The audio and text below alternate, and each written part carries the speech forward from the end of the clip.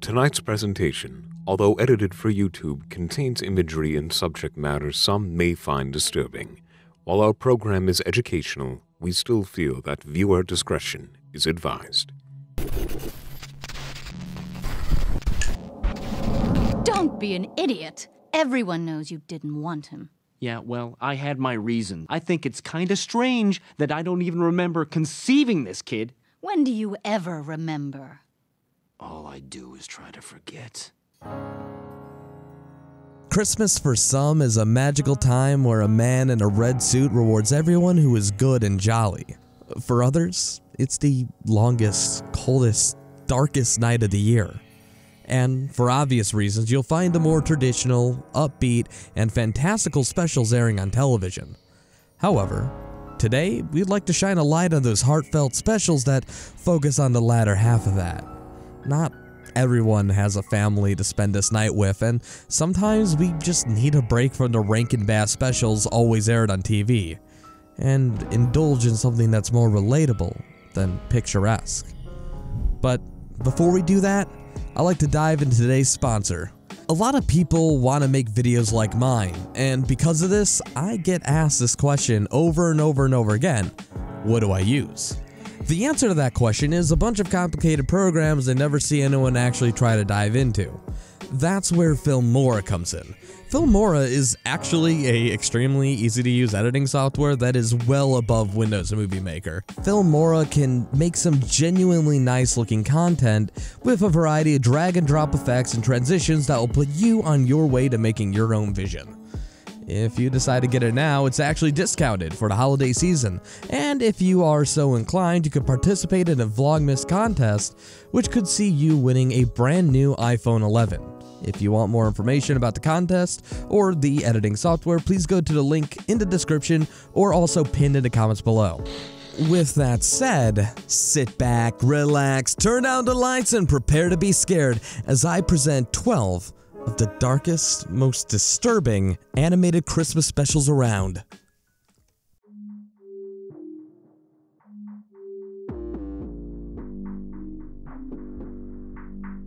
Hey Arnold, Arnold's Christmas.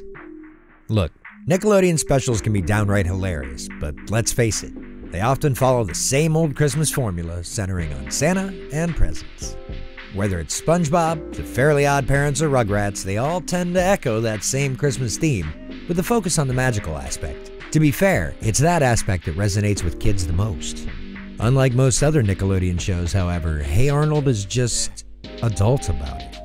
Let's forget that this is a kid's show for a second, and remember the laundry list of tough issues this show has tackled in an unflinchingly mature way, including Helga on the Couch, Parents' Day, and the episode we've chosen for this video, Hey Arnold's Christmas Special. For Arnold's Christmas, they took a very different approach. This time around, Arnold learns that his housemate, Mr. Hyun, became separated from his daughter 20 years prior during the Vietnam War. He gave her up so that she could live a better life in America, unaffected by the conflict.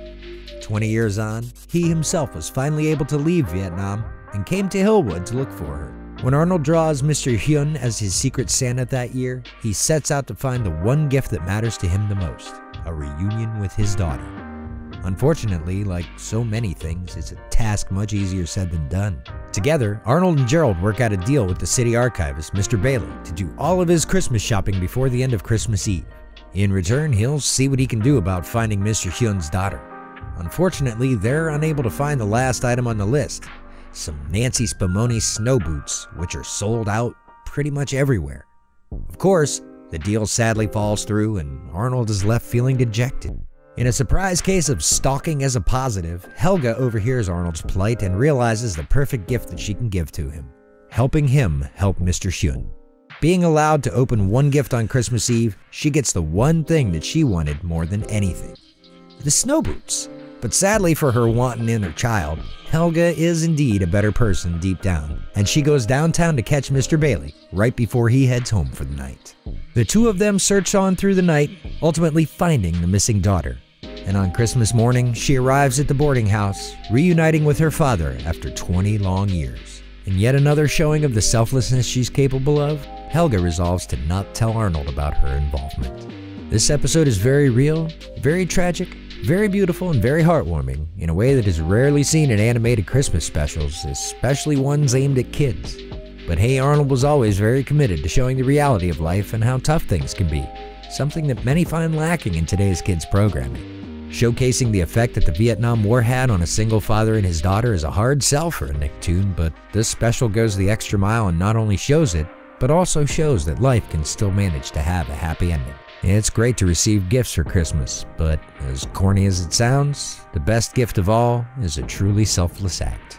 I don't think there's another Christmas special out there that exemplifies that as well as Arnold's Christmas.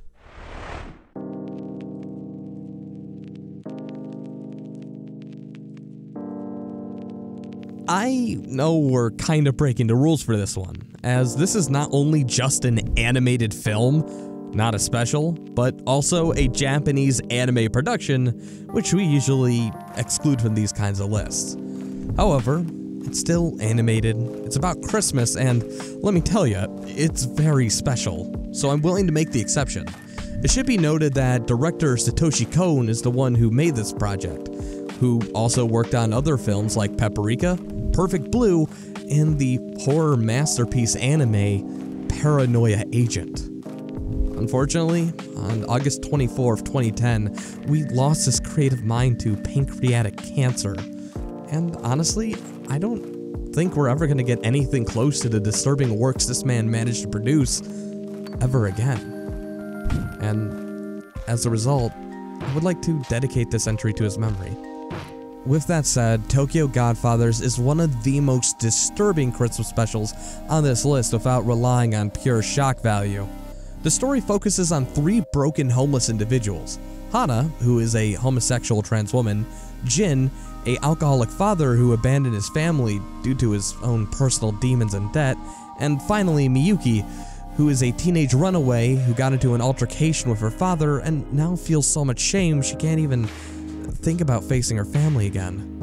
The special opens with our homeless trio out on the streets. They're trying to get food by attending a church service, only to find themselves scouring the trash by the end of the night. While searching through the garbage, they find an infant, which is not only messed up for obvious reasons, but even more so considering that it happens to be Christmas. Over the course of the special, the trio attempt to find the parents of this child to ask why they would do such a thing, which leads to hardship related to not only their age, identity, and gender, but also their social status and class. The film, while animated, really focuses on making the setting as gritty and as realistic as a wacky story like this can be, leading to this unnerving, surreal tone in a familiar yet urban setting that genuinely makes me feel uncomfortable. What makes this movie disturbing is how realistically the developed characters and setting are. These are just everyday people dealing with an extremely unfortunate situation who also have to deal with the preconceived notions about who they are from the people around them and each other. While, yes, there are certainly fantastical elements to this movie, I'd say that the grounded nature and focus on mental health and identity are just downright heartbreaking and genuinely hard to watch. The special ends with Miyuki and Hana finding someone who claims to be the mother of the child, only to find out that the child was never actually abandoned but rather stolen. Being tricked, the three work together to get this child back, showing that it doesn't matter what background you come from, what horrible thing has happened in the past, or what society says about who you are. The things that make us really human is the empathy we have for one another. It's not your traditional Christmas film, but it's most certainly the best one on this list, and considering that you can watch it legally for free on a service called Crackle, I can't think of a reason why you wouldn't watch this one, as it's not only disturbing, heartwarming, and more than earns the right to be called a modern classic. It's one of the late Satoshi Kon's greatest projects he's ever worked on. And personally, I feel like this film exemplifies his filmography the best, and shows how an artist really can produce something that is stunning, beautiful, and creepy all at the same time. You're gonna be missed, man.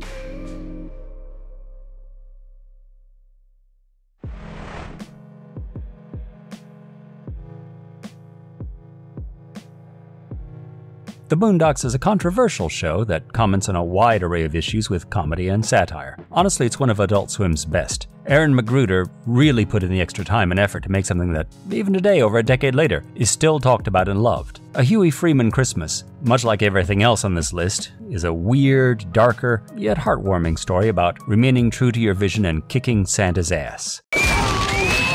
The episode starts when Huey's culturally sensitive teacher, Mr. Uberwitz, offers him a chance to direct the school's Christmas play in the hope of seeing an African-American perspective on the holiday. Huey, of course, is disenchanted with Christmas due to a number of reasons.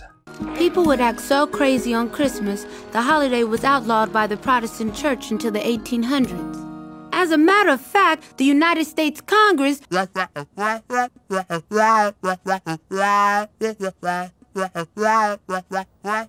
Granddad?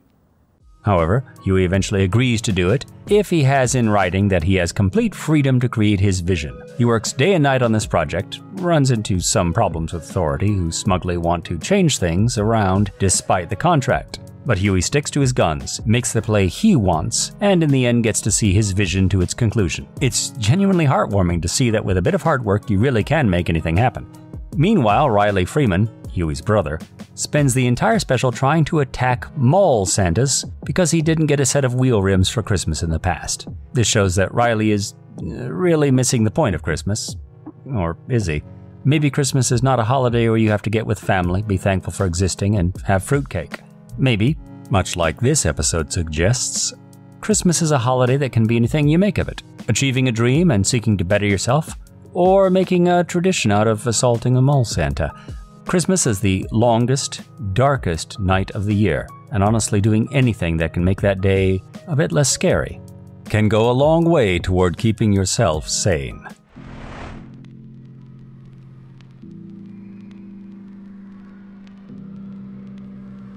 This was the first episode of BoJack that I had ever seen, and while it's not the most creepy, disturbing, or even really that dark if you look at it in a vacuum, I still feel a chill go down my spine every time I look back at the special. It's actually listed separately from the main series, which is great because the actual first episode of BoJack is kinda terrible, and if I had started with that, then I likely would have given up on the show in favor of something else. That said, Sabrina's Christmas Wish is a 30-minute special where BoJack and his at-the-time friend Todd watch an old episode of Horsing Around, the Christmas special, and a in-universe show within the show that BoJack starred in. It satirizes a lot of tropes found within sitcoms, and the meta-commentary from Todd and BoJack is actually comedy gold. Well, I've heard of a one-jacket mind, but this is ridiculous. One-jacket mind? What the hell's a one-jacket mind? That said, what makes this uncomfortable and hard for me to watch is everything that came after this episode, along with the framing device.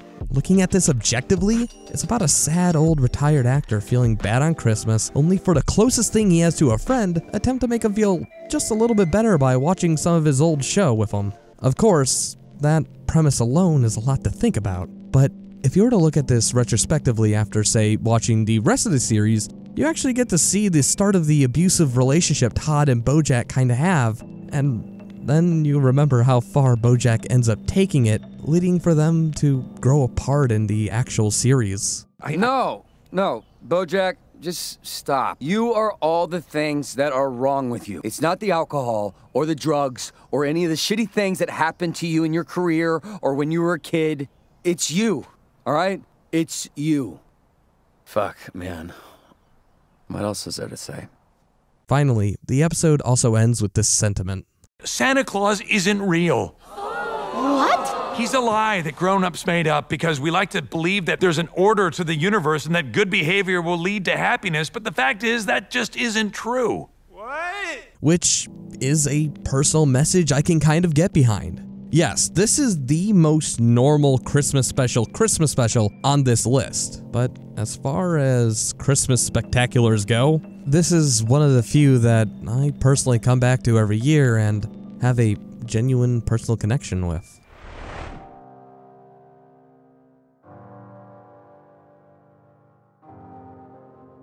Community is typically a live-action comedy that often breaks the fourth wall and is filled to the brim with over-the-top humor and nerd culture references.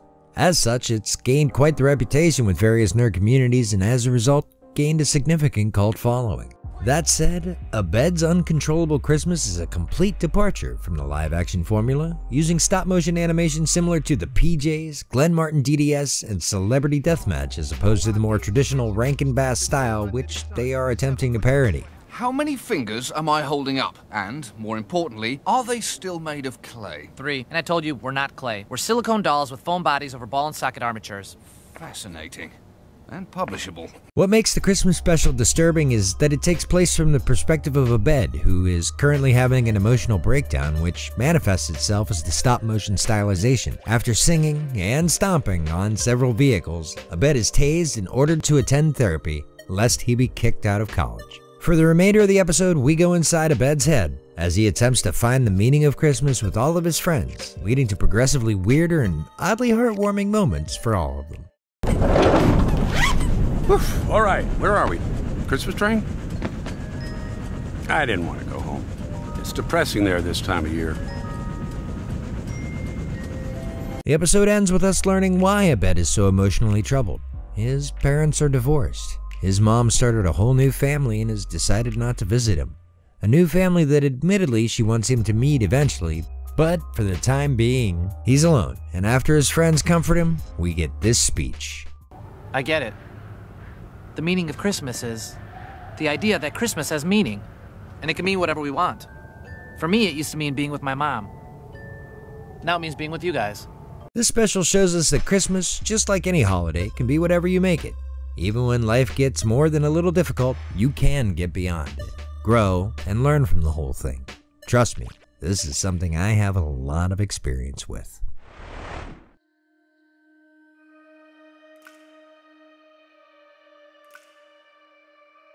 When I eventually do shockingly disturbing animations, you can bet that Morel Orel will be near the top of that list.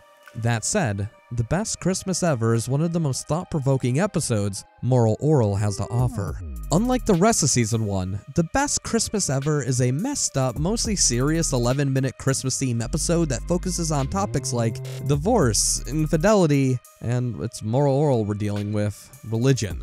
What makes this episode stick out from the rest of the season, however, is the tone. Season 1 is mostly comedic in its presentation and doesn't take many of its episodes seriously, like the episode where Orel brings back the dead using the Necronomicon only to get scolded because they're naked. And then there's another one where he sells his pee to the student body because I guess God doesn't want you to waste, and then the episode where he gets addicted to crack. So yeah, that's the typical fare that we were dealing with up until this point. The Best Christmas Ever is a huge departure from that as the colors are muted, the opening song shamelessly uses religion to promote a pizza, giving a real cynical tone right off the bat, and the family strife begins almost immediately as Orel's little brother starts kicking him. After that, Orel attends a church service which condemns the pro-choice position, and then the virgin birth followed by the pastor commenting on Revelations and that when Jesus comes back, he's not gonna be so nice. When we cut back to Orel's parents, they're arguing. The literal divider in their room says everything that you need to know. The debate at the church has caused Orel's mom to be uncomfortable since her husband didn't want to have the second child on the grounds that he cheated on him, causing Orel's dad to say this. All I do is try to forget. At least you know he's yours. The two then argue some more, leading to this. You are disgusting. I want a divorce. Fine. I'm gone. Live it up, baby! The messed up thing is that Orel actually overhears this and assumes that his mom had a virgin birth, meaning that his little brother is a second coming of God. And that's why he's so mean. This leads to Orel running around town doing whatever this little demon wants, not realizing that he's kind of being incredibly sacrilegious.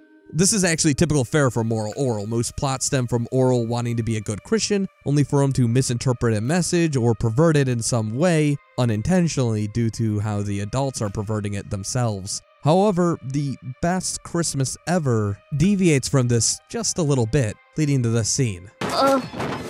Where's Dad? He left home. We're splitting up. But it's Christmas. We can't spend it without him. Then I suggest you go find your precious father and the two of you spend Christmas together. And that's not even the end of the episode. Orel is left behind by his mom and tries to go find his dad, only to find him at a bar with another man who is interested in him. The episode ends with Orel saying that this has been one crappy Christmas, but that there's still 2 minutes left, and that he has faith in Jesus and that it'll make it better. He starts to pray, and that's when the camera zooms out and the episode just flat out ends. Moral Orel sometimes is a wide-scale condemnation of religion as a whole, but sometimes it's a depressing character study, a thought-provoking work of art that is extremely disturbing and downright uncomfortable to watch. Oh God. What's the matter? I hate myself. Why do you quit working on me? The Best Christmas Ever is likely the most disturbing Christmas special ever created. And it's also my introduction to the series back in 2006. It disturbed me back then, the same as it does now, even as I rewatch it, researching for this list.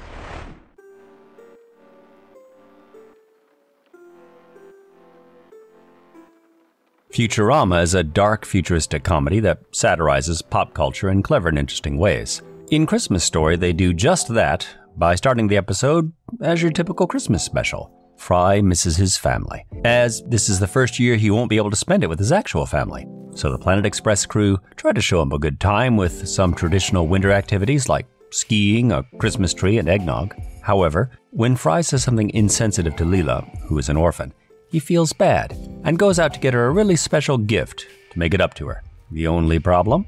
Well, in the Futurama universe, Christmas is basically Purge Night. Hundreds of years ago, the Friendly Robot Company made a robotic Santa to deliver gifts to all the good boys and girls. However, this Santa has pretty much deemed everyone naughty, except Zoidberg. And anyone on the naughty list will be gunned down in the streets. In Futurama, Christmas is not a time for celebrating the coming of a new year, but a terrifying day where people die or get horribly hurt by a killer Santa Claus. So they gather together to wait out the storm with the people they love. Not exactly your traditional Christmas. Futurama's take on the holiday is more than just dark, it's disturbing.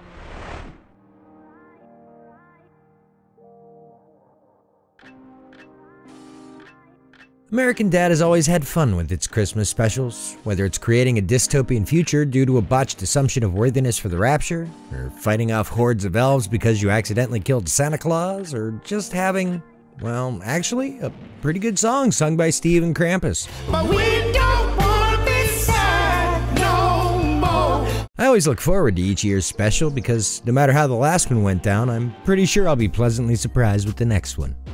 The Season 7 episode Season's Beatings focuses on the inner turmoil of Stan being ostracized from his church.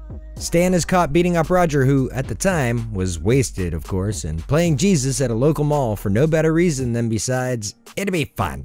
While Stan was, in his eyes, attempting to defend his religion, in the end this gets misinterpreted by the news media. The end result is him being booted out of not just his own church, but every church. In order for Stan to be accepted back into the flock, he has to do one of 3 outrageous things. Find the Holy Grail, kill the Antichrist, or donate $10 million, which is of course how a certain former sandwich pitchman got back in. Damn, that joke didn't age well at all, did it? The special's subplot sees Jeff and Haley adopt a son which turns out to be the Antichrist. At this point, not only are they riffing on the popular film The Omen, but also having 3 grown men try to kill this cute-looking kid. Yep, that's American Dad, all right. Returning to Stan's story, mayhem happens along the way. The pastor gets crushed by rocks, Jeff nearly drowns but then doesn't, and the blind guy gets hit by a car. Yeah, we're still firmly in American Dad territory, no doubt. By the end of the episode, Stan manages to get back into the flock. It turns out that Roger's pimp cup was actually the Holy Grail. The Antichrist kid gets sent off to live with a very familiar politician so that he may bring on the rapture. You know, the end of days and all that, so yeah. Overall, this is a fun Christmas special that blends horror and comedy quite well, with an ending that's too disturbing to not ponder over endlessly for the next few late nights.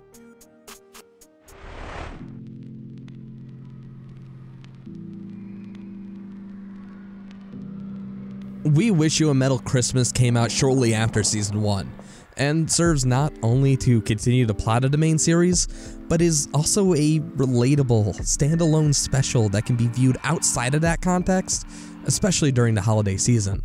The plot focuses on Haida, voiced by Ben Diskin, who is struggling to cope with rejection and self-esteem issues, and Retsuko, voiced by Erica Mendez, who just wants Christmas to be a special day worthy of its namesake.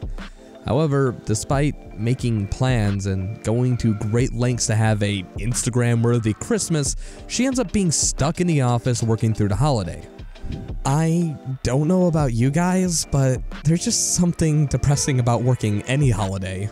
I recently worked through Thanksgiving, and while yes, I did agree to do it, being separated from family and friends, stuck with a frustrating and admittedly stressful work environment, all the while hearing the special moments other people were having on social media was admittedly a genuinely awful experience. And this experience is all reflected in this special, and while it's handled with a comedic tone, It's due tonight. this special still has the feelings and emotions and real heart that just hit a little bit too close to reality like the rest of the series. Watching Haida spend the entire special trying to get over his own insecurities so that he may spend the holiday with the one and only person who can make that day truly special, only to choke and be unable. It's heart-wrenching. There were 2 glasses on that table, so definitely there was some guy! This is the worst Christmas Eve ever. Eventually, Retsuko's friends are able to bust her out of work, and they go to a standing soba shop. This, of course, disappoints the Red Panda because it's supposed to be a special day. Going to a bog-standard restaurant in the cold after working so long and hard and taking great measures to try to do something nice and extra special, but just not what she was expecting. However, as time goes by, she ends up enjoying the food of her friends, not necessarily because the food was good or this is really anything special, but because it was a quiet, fun moment with friends that she wasn't expecting to have. And that's what makes this a truly amazing Christmas for her, something that was truly heartwarming and Instagram-worthy, which the other players in this little story get to see. Even a dejected, depressed Haida, who just happens to be walking by when he sees this post, gets enough hope to look up, allowing him to see Retsuko and giving us this scene. Sorry, Retsuko. I forgot that we have somewhere to be. Merry Christmas, Haida. The two get to walk home together, and honestly, everything wraps up well for everybody. Sure, things didn't go as expected, but it's a truly adult way of looking at the holiday, as in life, things rarely go as we do expect. But with a little bit of a positive attitude and enough hard work, you can make something good come out of any bad situation. Even now, as someone who's seen every episode almost hundreds of times and has been covering this for years now, have been able to take messages from this show, even to this moment. And the Christmas special recently taught me this. Holidays are what you make of it. If you want to have a traditional family Christmas, then yeah, go make that.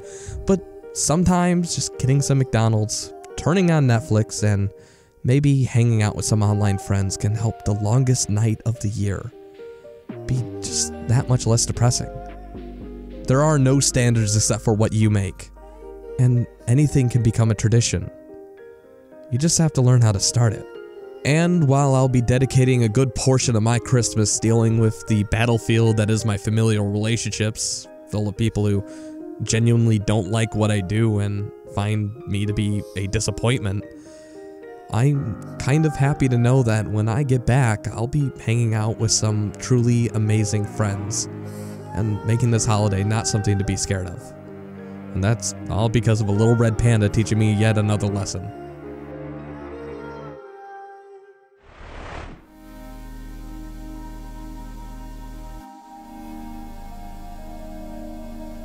This show needs no introduction. It's been running for the past 20 years, and it's exactly what you think it is. an extremely irreverent comedy that makes fun and jokes about everything, using a mixture of clever satire and toilet humor. That said, it should be no surprise whenever South Park covers Christmas, it slowly gets more and more over the top. Two of the specials I'm going to talk about are Red Sleigh Down, which is a special that came out in 2002 and involves Santa being shot down over Baghdad. And then we have The Woodland Critters Christmas, which is what most people would think of when it comes to a South Park disturbing special. The Woodland Critters Christmas is a Christmas story written by Eric Cartman, in universe for his 4th grade class. It starts out something like a generic Christmas story with characters like the evil mountain lion, Squirrely the squirrel, and Porcupiney the porcupine. Stan is forced to help them have the best Christmas ever, so he makes them a star, builds a manger for the new Lord and Savior, then kills the evil mountain lion who has kids. Just lovely. Turns out the critters of the wood are satanic, and they are trying to give birth to the Lord of Lies. So that's when Santa comes down and murders them in scenes that are just too spicy for YouTube. This special holds nothing sacred. It riffs on Christians, Jewish people, and the Rankin Bass Christmas specials of the past. However, its clear comedic tone makes the gore and irreverent humor much less disturbing than it could be. Red Sleigh Down is different in this regard. It came out in 2002, only a year after the World Trade Center in New York went down. Furthermore, the name Red Sleigh Down is a riff on the 2001 film Black Hawk Down. The plot is as follows. Eric Cartman learns that he has been a genuinely awful person all year and needs to do something truly good in order to make the nice list. So he forces his friends Stan and Kyle to help him spread Christmas cheer for everyone in those war-torn countries. They get Santa to fly to Baghdad and he's shot down. That's when the boys get Jesus to help. While this is happening, you get graphic torture scenes involving Santa, which for obvious reasons we can't show here. The special ends with Santa spreading Christmas cheer in the most offensive way possible. This special is especially disturbing when you put it into the context of the time it was put out. It's not the religious stuff that will get you. Let's face it, South Park got rid of that crowd long before this episode. It's the imagery and parallels to the real-life context applied to it that will truly shock those who lived through this time.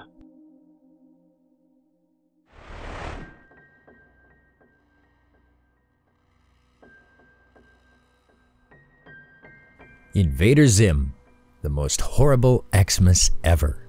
Not every Christmas special needs to be introspective and thought-provoking. Sometimes you just need a jolly good antithesis to everything you love about Christmas specials, mixed in with the devilish tone of Invader Zim. And that's exactly what we get in the most horrible Xmas ever. In this special, Zim learns about Santa Claus and Christmas, and then proceeds to try to use it to absolutely obliterate all of humanity. And since humans are so blindly in love with Santa and Christmas time, he should have no trouble exploiting it to achieve his own ends. Zim creates a Santa suit to sway the humans, along with the help of Gur and the one and only Mini Moose. Perhaps the best part of this episode is just the spontaneous introduction of Zim's second sidekick, Mini Moose. He's always been there, apparently. But I digress. As usual, Dib figures out Zim's scheme pretty quickly and sets out to stop him. Unfortunately for Zim, the Santa suit starts to take over his body and soon completely encases him in a Christmassy goo. The Santa suit then mutates into a ginormous Santa monster, starting an epic robot fight, which concludes with Dib launching the evil Santa into space. Now free, Zim convinces the humans that Dib killed Santa, and they all maul him. What a feel-good ending. This episode does Christmas in a way that only a show like Invader Zim could possibly do it, and it's perfect. It's an over-the-top look at how we idolize Santa and even the concept of Christmas, and just how alien it all looks from the outside. Maybe there is some sort of message in there, but either way, it's just a fun, morbid, and fucked up Christmas special. And that's not something you get very often. Enjoy and cherish it.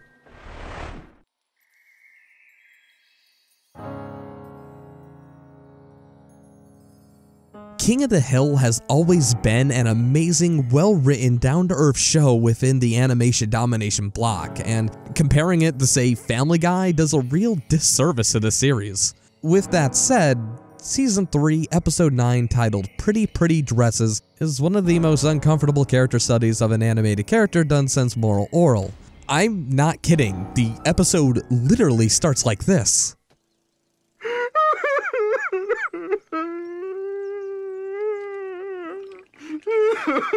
It's like the start of a lost episode creepypasta and immediately sets the tone that we'd need for an episode like this. As Bill has always been an emotional punching bag for the show's writers because he's socially awkward, unattractive, and while he means well, Bill can be pretty stupid, and his desperate acts combined with his lack of awareness leads to many comedic moments. I'm a fireman. I'm 100%. However, saying that, this story focuses on the mental well-being of this character, and it puts to the test the friendships Bill still has after his wife left him. The story revolves around Bill being alone during the holidays, and it's heavily implied that he has no family to lean on at this moment. Being as socially awkward as Bill is, he's not very good at hiding this. I cleared my calendar right through the end of the year, and a good chunk of the next. Hank, of course feeling bad for his good friend, lets Bill lean on himself a little bit more and more to help cope. However, Bill of course takes it a little bit too far and eventually becomes a burden. Can I sleep in your living room? Yes, Bill. At first, Hank is fine with this, but eventually starts to see the problem with the overdependence and puts his foot down in a polite but respectful manner. After being left alone for a night, Bill decides that he just doesn't want to live anymore. Of course, Hank, Dale, and Boomhauer are there to stop him, and while the subject matter is serious, it's shown in a very lighthearted tone. This helps hide the actual seriousness of the real-life questions raised by this, and makes the episode a little bit easier to watch for general audiences. After being pushed to his limit, Hank snaps at Bill in an attempt to use tough love to help Bill realize that he needs to let go of his ex-wife and stop letting her memory control him. Unfortunately, this causes something to break in Bill. You feel okay? I don't feel anything. Great, I knew you'd snap out of this. Bill has a mental breakdown and starts pretending that he is his ex-wife. The episode ends with Hank finally understanding Bill's insecurities and figuring out a proper way to give him confidence and help him finally move past the hurt of losing a loved one.